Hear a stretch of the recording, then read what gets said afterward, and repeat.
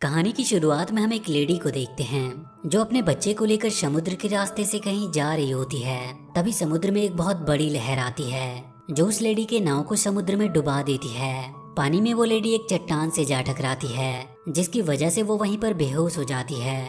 और जब उसे होश आता है तो वो अपने आप को समुद्र के किनारे पाती है जहाँ पर उसका बच्चा रो रहा होता है। उसके बच्चे का नाम कोबो था जिसकी एक आंख को उसके नाना मून किंग ने निकाल लिया था और वो उसकी दूसरी आंख भी निकालना चाहते थे। इसीलिए उसकी मॉम उसे लेकर कहीं दूर भाग रही थी। इसके बाद ये कहानी आगे बढ़ती है और हम कोबो को देखते हैं जो अब काफी बड़ा हो गया था।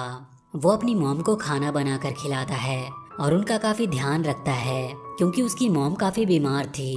और इसके बाद कोबो कागज के कुछ खिलौने बनाता है और उसे लेकर पास के गाँव में जाता है जहाँ पर वो उन खिलौनों की मदद से उन सभी गाँव वालों को एक कहानी सुनाता है। उसके पास एक जादुई वायलिन थी।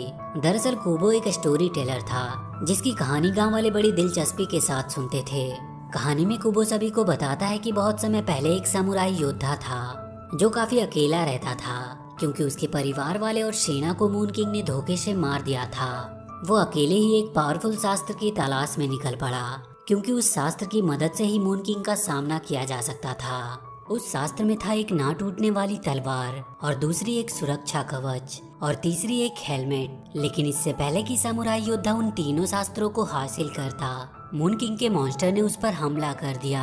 ये कहानी सुनाते सुनाते शाम हो जाती है तो कोबो उस कहानी का अंत किए बिना ही वहाँ से अपने घर चला जाता है। शाम होते ही उसकी मॉम नॉर्मल हो जाती है और उसके बाद वो दोनों साथ में खाना खाते हैं। वहीं पर उसकी मॉम कोबो को उसके डैड हेंजो की कहानी सुनाती है। कहानी सुनने के बाद कोबो अपने डैड के बारे में जब अपनी मॉम से पूछता है तो वो उसे बताती है कि उसके पिता एक बहुत ही बहादुर योद्धा थे जो उससे बहुत प्यार करते थे। उसके डैड उन्हें ही बचाते बचाते मारे गए। इसके बाद कोबो की मॉम उसे बताती है कि तुम्हारे नाना और तुम्हारे मौसी ने तुम्हारी एक आंख चुरा ली थी और अब वो तुम्हारी दूसरी आंख भी चुराना चाहते हैं। इसीलिए तुम्हें रात में कभी भी बाहर नहीं निकलना है, नहीं तो तुम्हारे नाना तुम्हें ढूंढ लेंगे और तुम्हें मुझसे दूर ले जाएंगे। इसके बाद उसकी मॉम उसे एक मंकी टॉय दिखाती है और कहती है कि इसे हमेशा तुम अपने पास ही रखना। रात काफी ज्यादा होने पर वो दोनों सो जाते हैं। अगली सुबह कोबो एक बार फिर से पास के मार्केट में पहुंचता है जहां पर उसे कामेयो नाम की एक बुढ़िया मिलती है। वो बुढ़िया कोबो को बताती है कि आज एक बहुत ही खास त्योहार है। आज हम लैंप की मदद से उन लोगों से बात करते हैं जो इस दुनिया से चले गए। कोबो जब ये बात सुनता है तो काफी खुश होता है और वो एक कागज का लालटेन लेकर अपने डैड के कब्र पर जाता है और अपने डैड से बात करने की कोशिश करता है। लेकिन वो देखता है कि सभी की लालटेन बात करते हुए जल जाती है लेकिन कोबो की लालटेन नहीं जलती। ये देखकर कोबो काफी दुखी होता है और काफी देर तक वहीं बैठा रहता है। आखिरकार जब वो लालटेन नहीं जलता है तो कोबो गुस्से में आकर उसे फेंक देता है। वहीं कोबो की मॉम उसके घर ना पहुंचने पर काफी परेशान हो रही थी। इधर कोबो को वहीं पर रात हो जाती है और रात होते ही वहाँ पर उसकी दोनों मौसियाँ आ जाती है। वहाँ पर आते ही वो दोनों उससे कहती हैं कि हमें बस तुम्हारी दूसरी आंख चाहिए। कोबो ये सुनकर काफी डर जाता है और वहाँ से जल्दी से वो भागने लगता है। वो दोनों उसका पीछा करती है और वो भागते भागते उसी मार्केट में आ जाता है।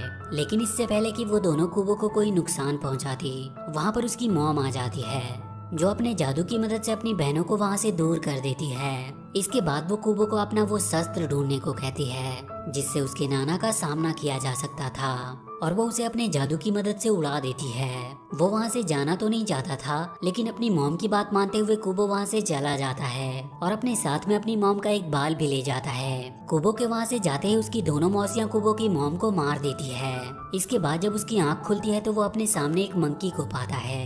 मंकी कोबो को बताता है कि तुम्हारी मॉम मारी गई और उसका पूरा गाँव तबाह हो गया और तुम्हारी दोनों मौसियाँ तुम्हें ढूंढ रही है। और वो उससे कहता है कि इससे पहले कि शाम हो हमें छिपने का कोई स्थान ढूंढना होगा। और इसके बाद वो मंकी कुबो को अपने साथ लेकर वहाँ से निकल जाता है।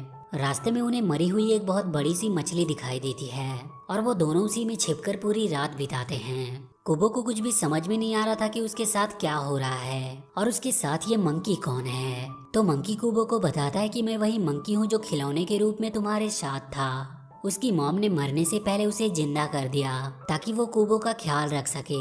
इसके बाद वो दोनों खाना खाते हैं जहाँ पर मंकी कुबो से कहता है कि हमें वो शास्त्र ढूंढना होगा। ये बात सुनकर कुबो को विश्वास हो जाता है कि उसकी मॉम जो उसे कहानियाँ उसके पिता के बारे में सुनाती थी वो सब कुछ असल में हुआ था। इसके बाद कुबो मंकी को अपने मॉम का वो बाल दिखाता है वो मंकी उस बाल से एक ब्रेसलेट बनाता है और कुबो को उसे पहना देता है और रात होने पर वो दोनों वहीं पर सो जाते हैं। अगली सुबह वो मंकी कुबो को बताता है कि रात में तुम एक सपना देख रहे थे जिसमें तुम अपने डैड को बुला रहे थे और तभी तुम्हारे बैग से एक कागज निकला और सोल्जर हैंजो बन गया।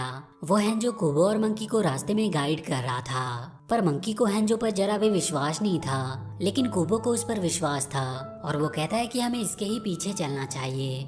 रास्ते में कुबो अपने मैजिक की मदद से मंकी को काफी परेशान कर रहा था और वहीं थोड़ी दूर में उन्हें एक घर दिखाई देता है जिसके अंदर जाते ही कुबो चीखने लगता है। उसकी आवाज सुनकर मंकी उसके पीछे आता है और वहाँ पर वो बीटल नाम के एक सोल्जर को देखता है। उसे लगता है कि बीटल कुबो को मारने की कोशिश कर रहा है, लेकिन कुबो मंकी को बताता है कि बीटल तो उस कागज के हैंजो को लेने की कोशिश कर रहा था। इसके बाद वो दोनों उस बीटल के बारे में पूछते हैं, पर वो उन्हें कुछ भी बता नहीं पाता क्योंकि उसे अपने बारे में कुछ याद ही नहीं था। उसे कुछ साल पहले श्राप दिया गया था और उसे लगता है कि हैंजो ही उसका मालिक है। इसके बाद वो अपने कबीले का एक चोगा दिखाता है जिस पर ठीक वैसा ही कीड़ा बना होता है जैसा कि कुबो के कपड़े पर था।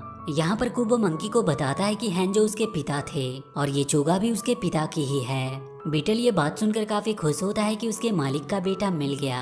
वो कुबो से कहता है कि अब से तुम्हारा काम मेरा है और वो तीनों उस शास्त्र की तलाश में निकल पड़ते हैं। रास्ते में उन्हें एक स्कल की गुफा दिखाई देती है जिसे बीटल जब टच करता है तो वो तीनों नीचे एक गुफा में गिर जाते हैं और वहीं पर उन्हें शास्त्र का एक पार्ट ना टूटने वाली तलवार दिखाई देती है जिसे देखकर कुबो उसे लेने जाता है, पर मंकी उसे रोक लेता है क्योंकि उसे लगता है कि ये कोई ट्रैप है। लेकिन बीटल किसी तरह उस तलवार को निकाल लेता है। तलवार को निकालते ही वहाँ पर एक बहुत बड़ा सा हड्डियों का राक्षस आता है जिसके सर पर बहुत सारे तलवार होते हैं। वो राक्षस मंकी और बीटल को पकड़ लेता है और कुबो उस राक्षस के सर से असली तलवार को ढूंढने की कोशिश कर रहा था, लेकिन इससे पहले कि वो राक्षस मंकी और बीटल को मारता, कुबो को वो ना टूटने वाली तलवार मिल जाती है, जिसके बाद वो राक्षस मारा जाता है। बीटल मंकी और कुबो को उस गुफा से बाहर लाता है।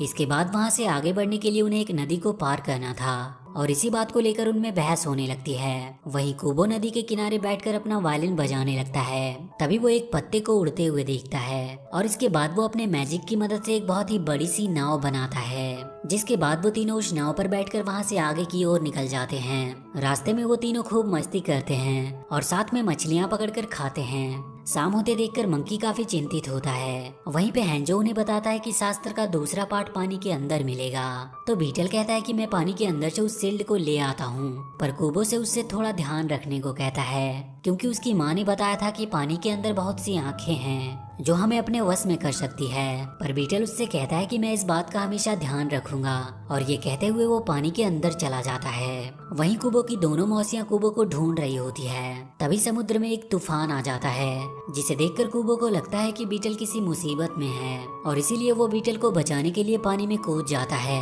कुबो के पीछे मंकी भी जाना चाहता था, लेकिन तभी वहाँ पर कुबो की दोनों मौसियां आ जाती है जो मंकी को पकड़ लेती है। मंकी और कुबो के उन दोनों मौसियों के बीच जबरदस्त फाइट होती है जिसमें मंकी घायल हो जाता है, लेकिन वो किसी तरह कुबो के एक मौसी को मार देता है और एक वहाँ से भाग जाती है। इधर पानी के अंदर कुबो को वो शील्ड मिल जाता है, लेकिन वो वहाँ के जादुई आंखों के वश में हो गया था। वो जादुई आंखें कुबो को पानी के अंदर खींचने लगती है।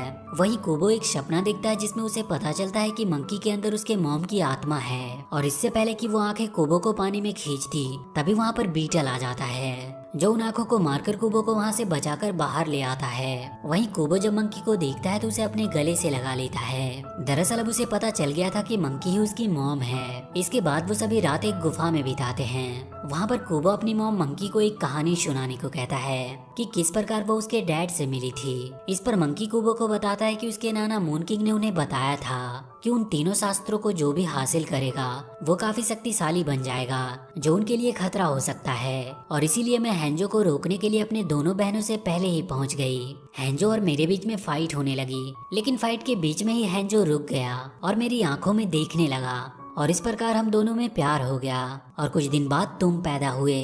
लेकिन जब ये बात मेरे पिता को पता चली तो उन्होंने मेरी गद्दारी के बदले में मुझे और तुम्हारे डैड को मारने के लिए हम पर हमला कर दिया। पर तुम्हारे डैड काफी बहादुर थे, जिसने हमें बचाने के लिए अपनी जान दे दी और इसीलिए तुम्हें बचाने के लिए ही मैं वहाँ से भाग आई। इस बात पर कुबो अपनी मॉम से पूछता है कि मेरे नाना मुझसे इतना नफरत क्यों करते हैं। तो उसकी मॉम उसे बताती है कि वो तुमसे नफरत नहीं करते, बल्कि वो तुम्हें इंसानों की तरह कमजोर नहीं देखना चाहते। रात में जब वो सभी सो जाते हैं तो कुबो एक सपना देखता है जिसमें वो एक बूढ़े आदमी से मिलता है। वो बूढ़ा आदमी कुबो को बताता है कि शास्त्र का तीसरा पार्ट तुम्हारे डैड के महल में मिलेगा।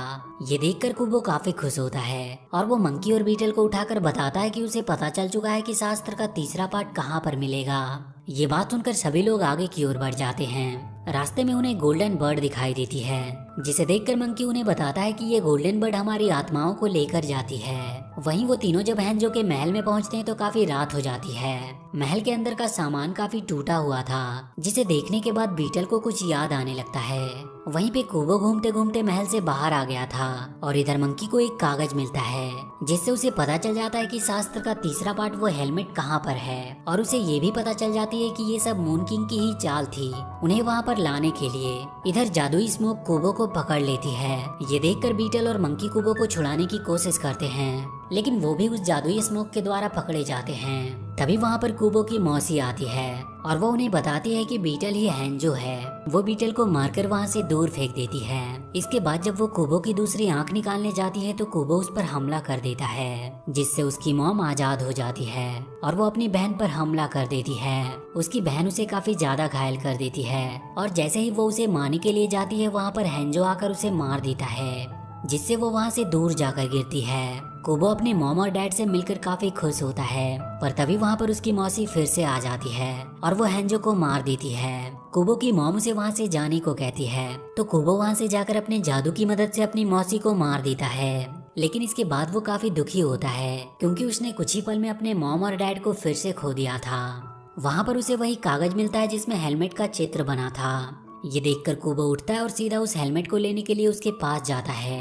वो हेलमेट कहीं और नहीं बल्कि उसके गांव में ही था। कुबो जैसे ही उस हेलमेट को पहनने जाता है वहाँ पर गांव वाले आ जाते हैं। वो उन गांव वालों से कहता है कि आप लोग यहाँ से चले जाओ क्योंकि वहाँ पर मून किंग आने वाला है। इसके बाद कुबो उस हेलमेट को पहन लेता है, जिससे उसका वो शास्त्र पूरा हो जाता है और थोड़ी ही देर में वहाँ पर उसके नाना मून किंग भी आ जाते हैं। अपने नाना को देखकर कुबो उनसे पूछता है कि आप मेरी आँख को क्यों लेना चाहते हो। तो उसके नाना उसे बताते हैं कि जब तक तुम्हारे पास ये आँख है तुम मेरे साथ स्वर्ग में नहीं आ सकते और तुम इसी आँख से दुनिया के दुख दर्द को देखते रहोगे। मैं तुम्हें इससे दूर अपनी दुनिया में ले जाना चाहता हूँ, जहाँ पे दुख और दर्द का कोई नामो निशान नहीं है और तुम वहाँ पर अमर हो जाओगे। इस पर कुबो कहता है कि तुम झूठ बोल रहे हो क्योंकि हर एक कहानी का अंत होता है और एक ना एक दिन हम सबका भी अंत हो जाएगा। मैं तुम्हें मारकर इस कहानी का अंत कर दूंगा। ये बात सुनकर कुबो के नाना एक बहुत ही बड़े ड्रैगन में बदल जाते हैं और वो उस पर हमला कर देते हैं। कुबो अपनी तलवार की मदद से उनका सामना करता है और उस तलवार से उनकी एक आंख को फोड़ देता है। कुबो के नाना इससे काफी ज्यादा गुस्सा होते हैं और उसे अपनी पूंछ से मारकर दूर फेंक देते हैं। वो जैसे ही दोबारा से लड़ने के लिए उस तलवार को उठाता है, उसे अपनी मॉम और डैड का आखिरी निशानी दिखाई देता है, जिसे लेकर वो उस तलवार और शील्ड को फेंक देता है। इसके बाद वो अपने वायलिन को ठीक करके उसे बजाता है। वायलिन के बजाते ही सभी लैंप की आत्मा वहाँ से बाहर निकलकर कुबो के पास आ जाती है। गांव वाले ये सब देखकर काफी हैरान थे। वहाँ पर कुबो अपने नाना से कहता है कि इनकी यादें हमें शक्तिशाली बनाती है और ये कहते हुए कुबो अपने जादू की मदद से एक सुरक्षा कवच बना देता है। उसके नाना उस पर हमला करने की कोशिश कर रहे थे लेकिन वो उसे मार नहीं पा रहा था। इसके बाद कुबो अपने जादू की मदद से अपने नाना के मॉन्स्टर वाले रूप को मार देता है, जिसके बाद उसके नाना अपने इंसानी रूप में आ जाते हैं। इंसानी रूप में आने के बाद उन्हें कुछ भी याद नहीं होता। कुबो जाकर उनसे कहता है कि आप मेरे नाना हो और सारे गांव वाले भी वहाँ पर आ जाते हैं, जो उसके नाना से कहते हैं कि आप बहुत ही अच्छे और एक दयालु इंसान हो। ये कहते हुए सभी लोग उसके नाना की एक नई लाइफ की शुरुआत करते हैं, जिससे कुबो और सभी लोग काफी खुश थे। और इसी के साथ ये कहानी यहीं पर खत्म हो जाती है। तो वीडियो अगर अच्छी लगी हो तो please do like and share the video and please subscribe to my channel and press that bell icon.